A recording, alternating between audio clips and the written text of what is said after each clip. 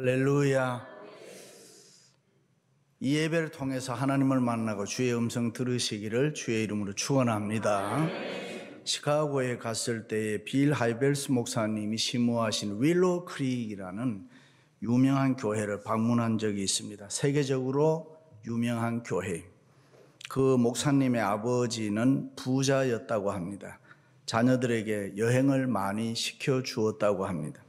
유럽을 비롯해서 여러 곳을 다니게 했는데 어느 날 브라질 리오데자네이루에 갔을 때에 경치가 좋은 뷰가 있는 아주 아름다운 식당에 들어가서 식사를 하는데 중년의 어느 부부가 옆에 앉아서 대화를 하는 것을 듣게 됩니다. 여보 좋지요? 너무 아름답지요?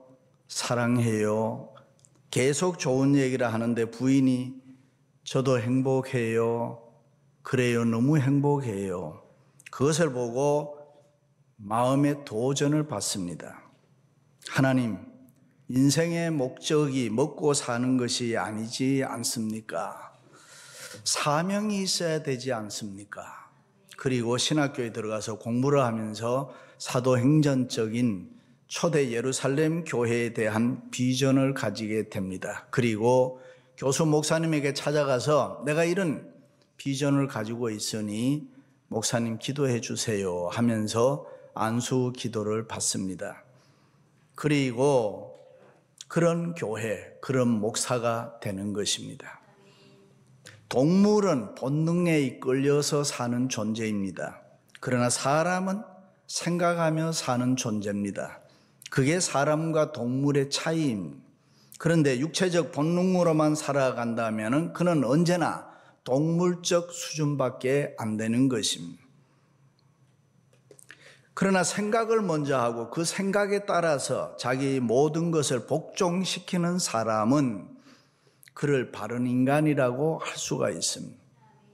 생각이 없다면 편안하기는 하겠지만은 그것은 동물적 평안인 것입니다. 인간에게는 생각이 있기 때문에 때로는 행복하기도 하고 때로는 불행하기도 합니다. 그것이 본래의 인간의 모습입니다. 그러므로 무슨 생각을 하느냐, 내가 세상 살아가는데 어디에 관심을 두고 사느냐, 거기에 따라서 가치관이 달라지고 인생관이 달라지고 생의 목적이 달라지는 것입니다. 그런데 오늘날 많은 사람들이 목적이 될 수 없는 것을 목적 삼고 아무 소용이 없는 시시한 일에 너무 집착하고 쓸데없는 일에 너무 많은 신경을 쓰고 살아갑니다. 때로는 머리가 아프도록 몸이 병들어서 자리에 드러눕도록 마음을 쓰고 애를 많이 쓰는 경우가 있습니다. 그러면 소위 아이덴티티 크라이시스, 정체의 위기가 찾아오는 것입니다. 뒤늦게 생각해 보면 모든 게 다 쓸데없는 일이고 지나고 나서 보니까 후회합니다. 그렇다면 얼마나 불행한 일입니까? 그렇습니다. 우리는 목숨 걸고 생명과 바꾸어도 후회할 것이 없는 그만한 가치에 관심을 두고 살아야 될 줄로 믿습니다. 바르게 살아야 됩니다. 바르게 믿어야 되는 것입니다. 바르게 살기 위해서는 하나님을 바르게 분명하게 믿어야 합니다. 내 인생의 목적은 교육으로 얻어지는 것도 아니고 돈이나 건강으로 얻어지는 것도 아닙니다. 그것은 오직 예수 그리스도를 통해서만 인생의 바른 목적을 찾을 수가 있습니다. 다시 말해 신앙의 문제가 해결되지 않으면 인생의 모든 문제가 해결될 수 없다. 신앙의 문제가 먼저 해결되라. 우리가 잘 아는 아브라함은 인생의 주인인 창조주 하나님을 잘 믿었습니다. 어떤 하나님입니까? 죽은 자를 살리시는 하나님, 없는 것을 있게 하시는 하나님, 불가능한 것을 가능하게 만드시는 하나님을 믿었습니다. 그래서 그 하나님 잘 섬겨서 영육의 부자 거부가 됐습니다. 그리고 많은 사람들을 축복하는 믿음의 조상으로 살았습니다. 할렐루야. 세월이 너무 빠릅니다. 머뭇거릴 시간이 없습니다. 얼마나 빨리 지나가는지요. 대학생들에게 가장 추하지 않고 죽을 수 있는 나이가 몇 살인가 물었더니만 60세라고 대답했다고 합니다. 60만 살고 죽으라는 거지. 나쁜 놈들이지. 근데 이게 60이 넘은 사람들이 얼마나 많이 살고 있는데. anyway, 인간은 누구나 하나님을 기쁘시게 하는 사명을 감당하면서 살아야 합니다. 가치 있는 일을 해야 됩니다. 그 사명을 충성되이 감당할 때에 교회와 성도들은 하나님 기쁘시게 하고 옆에 있는 사람들에게 복된 인생이 될 수가 있습니다. 그렇게 살기 위해서는 희생이 따라야 합니다. 때로는 눈물과 아픔, 고통과 고난의 삶을 우리가 살아야 됩니다. 특별히 조국을 떠나 어려운 이민생활을 하는 사람들 중에는 낙심하고 방황하는 사람들이 많이 있습니다. 삶의 의욕을 잃어버리고 실패하여 넘어져 있는 사람도 많습니다. 상처 입은 사람, 버림받은 사람도 많이 있습니다. 그러므로 그들을 위하여 교회와 성도는 힘써야 할 일이 있습니다. 그게 뭡니까? 첫째는 약한 자를 도와주어야 합니다. 믿음이 강한 우리는 마땅히 믿음이 약한 자의 약점을 담당하고 했습니다. 이 세상에는 모든 사람들이 다 약점 가지고 있습니다. 믿음의 세계도 그렇습니다. 지위 고하를 막론하고 종류가 다르고 정도의 차이는 있지만은 약점 없는 사람이 없습니다. 다 있습니다. 못하는 단점들을 다 가지고 있습니다. 모든 일을 다 잘할 수는 없습니다. 그래서 성공할 때는 고난을 생각하고 우리가 겸손해야 됩니다. 잘 살 때는 이웃의 어려움을 이해하고 도와주어야 합니다. 높은 곳에 있을 때는 낮은 자의 삶을 불쌍히 여겨 주어야 되는 것입니다. 내가 의로울 때에 죄인을 향해서 정죄하지 말아야 됩니다. 내가 옷을 입었을 때에 옷 벗은 사람 부끄럽게 하지 말아야 합니다. 보통 사람들은 현대를 가리켜서 약육강식의 시대라고 합니다. 힘 있는 자가 힘 없는 자를 지배한다. 실제로 우리가 이 미국에 살다 보면 있는 자, 가진 자의 위력이 대단한 거 알 수 있잖아요. 그래서 많은 사람들이 힘 있는 사람, 강한 사람 옆에 가기를 좋아하지만은 약한 자의 옆에 가기를 싫어합니다. 그러나 교회와 성도는 약한 자를 가까이 하고 그들을 도와줘야 된다. 언제나 약하고 불쌍한 사람 편에 서서 도와줄 때에 하나님이 기뻐하신다. 일찍이 성경에는 고아와 과부처럼 가난한 사람, 외로운 사람, 불쌍한 사람 그 편에 서서 너는 도와주어라. 우리가 믿고 따르는 예수님은 역사 속에서 가장 강한 자이면서도 불쌍한 사람, 우리들처럼 약한 자를 불쌍히 여기시고 도와주시기 위해서 하늘 보좌 버리시고 우리 인간을 구원하고 약한 자의 약점을 담당하기 위해서 이 땅에 인카네이션 하셨습니다. 약한 자를 도와주는 최대의 사건이 뭐냐? 십자가 사건입니다. 그리고 말씀했습니다. 수고하고 무거운 짐진 자들아 다 내게로 오라. 내가 너희를 쉬게 하리라. 그러므로 교회와 성도는 이 약한 자의 약점을 도와줄 때에 하나님의 자녀다워지고 담대해지고 그것이 사랑이고 그것이 보람이고 그것이 삶의 가치고 그것이 은혜고 축복인 줄로 믿습니다. 할렐루야. 교회 다니는 사람들을 그리스도인이라고 합니다. 그 이름은 초대 안디옥 교회 교우들에게 붙여진 닉네임인데 그 이유는 안디옥 교회는 개척한 지 얼마 안 되어서 자기들을 위해서 할 일이 많은 참으로 많은 그런 교회였습니다. 그래서 그런데도 불구하고 그 당시 저 남쪽 유대 지방에 흉년이 들어서 오랜 기근으로 사람들이 먹지 못해서 죽어간다는 소식을 듣습니다. 이 소식을 듣고 안디옥 교회 교우들은 자기들 자체 교회 운영도 어려웠지만은 정성껏 헌금을 해서 사도 바울 편에 유대 지방에 보내 그들을 위로하고 도와주었습니다. 그것을 보고 주위에 믿지 않는 이방인들이 붙여준 이름이 그리스도인이라. 할렐루야.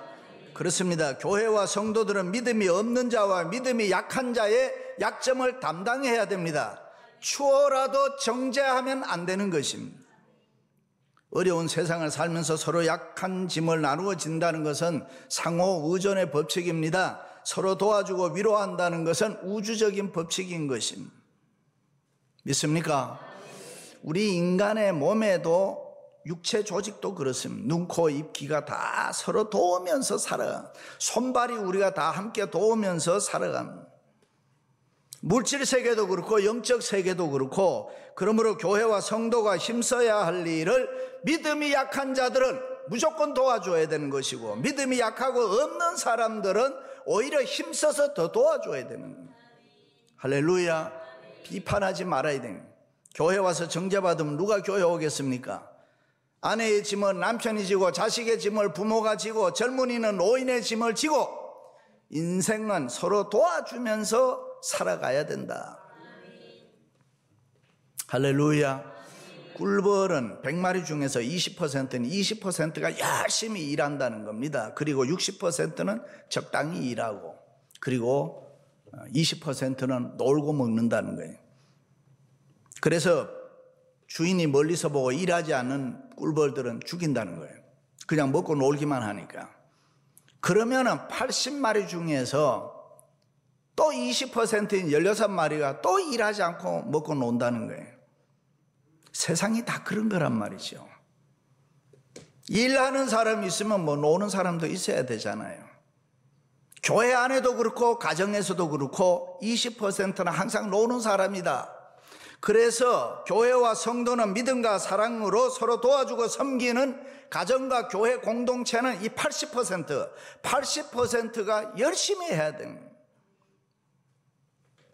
만일 형제나 자매가 헐벗고 일용할 양식이 없는데 너희 중에 누구든지 그에게 이르되 평안히 하라, 더욱게 하라, 배부르게 하라 하며 그 몸에 쓸 것을 주지 아니하면 무슨 이익이 있으리요. 그러므로 서로 믿음의 약한 자의 약점을 도와주시기를 주님의 이름으로 축원합니다. 두 번째는 이웃을 기쁘시게 해야 됩니다. 우리 각 사람이 이웃을 기쁘게 하라. 우리 성도들이 세상 살아갈 때에 제일 중요한 게 하나님과의 관계죠. 그 하나님 관계도 중요합니다만은 이 사람 관계도 참 중요한. 나는 과연 다른 사람에게 어떤 모습으로 보일까? 나는 다른 사람을 내가 실제 어떻게 대하고 있는가? 결론은 두 가지입니다. 하나는 기쁘게 하는 사람이 있고 화나게 하는 사람이 있고 유익하게 하는 사람이 있고 손해나게 하는 사람이 있습니다. 그래서 어떤 사람은 안 보면 못 견딜 정도로 보고 싶은 사람이 있고 또 어떤 사람은 안 보면 좋겠다라고 생각이 드는 사람도 있습니다. 그런데 교회와 성도들은 다른 사람, 이웃을 어떻게 하더라도 기쁘시게 하며 살아야 됩니다. 다른 사람을 아주 기분 좋게 하면서 살아야 됩니다. 그래서 가정이나 교회는 다른 사람 기쁘시게 하려고 하면은 웃는 사람이 많아야 돼요. 사람이 하루 종일 웃고 다니면 그게 얼마나 큰 봉사입니까? 많은 사람에게 기쁨 준다는 것 얼마나 중요하고 귀한 봉사는 괜하게 뭐 신경 쓸 필요 없잖아요. 교회 와가지고도 항상 웃어주세요. 옆에 사람들한테. 노만 카진즈 박사가 질병의 분석이라는 책에 보면은 사람이 10분 동안만 막 웃어도 2시간 통증을 못 느끼는 마취 같은 현상이 일어나는. 그래서 성도는 주위 사람들에게 웃어주고 기쁨을 주고 이웃을 기쁘게 하기 위해서 내 자신이 웃으면서 살아가야 됩니다. 요즘 개인주의, 이기주의, 상업주의, 자본주의 사상이 너무 팽배해져 있어서 나도 모르는 사이에 나 중심의 삶을 살 때가 많고 세상 살아가면서 계산이 빨리 돌아가서 나를 위할 때가 많습니다. 다른 사람에 대해서 관심이 없습니다. 나만 좋으면 되고 나만 기쁘면 되고 나만 평안하면 된다라고 생각합니다. 그러나 여러분, 우리는 그렇지 않습니다. 교회와 성도는 이웃을 기쁘시게 할 때의 보람이고 그것이 행복이고 그것이 살맛나는 일이 되는 것입니다. 할렐루야. 일찍이 마르크스는 세계의 문제는 평안이라고 했습니다. 세계가 평안하기 위해서는 이 경제 문제가 해결되면 된다고 했습니다. 왜 그렇게 생각했느냐 하면은 동물을 가만히 보니까 배만 부르면 평안했습니다. 그렇게 사납고 무섭게 싸움을 벌이던 사자와 호랑이도 배만 부르니까 토끼가 앞에 와서 춤을 춰도 가만두었습니다. 해치지 않더라는 것입니다. 그것을 보고 그렇구나, 사람도 배부르면 평안하겠구나 생각했는데 그것은 착각이었습니다. 동물은 배부르면 더 욕심을 부리지 않지만은 사람은 배부른데 더 많은 것을 욕심을 가집니다. 얼마나 가지면 되느냐? 끝도 없더라는 거예요. 그것이 인간의 욕심이라. 그래서 마음에 평안이 없더라는 것입니다. 성경이 말하는 어리석은 부자와 같은 미련함, 자기만 기쁜다고 생각하면 되는데 그게 아니더라. 기쁨이나 축복은 우리가 옆에 사람, 이웃과 나눌 때에 그것이 빛나더라. 어떤 분은 이상한 취미 가지고 있는 사람이 있어요. 다른 사람이 못 가진 거 자기가 꼭 가져야 되고, 또 내가 가진 것을 다른 사람이 가지면은 배 아파서 못 견디는 분들이 있어요. 특히 어떤 여자분들 중에는 이래저래 돈 모아서 옷 한 벌 예쁜 거 사 입었는데 그만 다른 사람이 똑같은 옷 입고 있으면은 기분이 나빠서 못 입겠다는 거예요. 웃겨요. anyway, 그런 사람은 영원히 불행한 사람이고, 그런 사람들이 세상을 시끄럽게 만드는 사람들이고, 그런 마음은 평안할 수가 없습니다. 그런 마음, 그런 성격은 분명히 병든 마음입니다. 만약에 그렇다면 우리가 해결해야 됩니다. 가만히 생각해 보면 옛날에 가난하고 어려울 때 그렇지 않았습니다. 그런데 물질 문명이 발달하고 더 많은 풍요를 누리는 지금은 현대 사회는 더 많은 정신적 타락과 정신적 불안이 왔습니다. 마음이 병들었는 거죠. 외적으로 수많은 스트레스 때문에 자기 자신도 모르는 사이에 내적의 마음의 질서가 다 무너져 버린 거예요.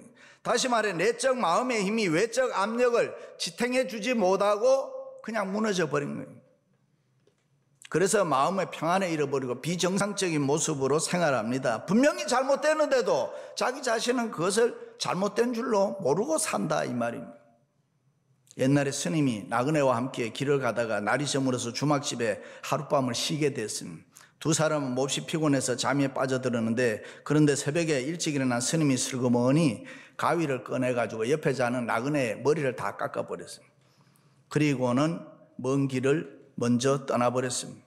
얼마 후에 나그네가 일어나 보니 같이 자고 있던 스님이 없어졌습니다. 그런데 그의 머리가 좀 이상해서 자기 머리를 만져보니 머리카락이 모르고 다 잘려버렸습니다.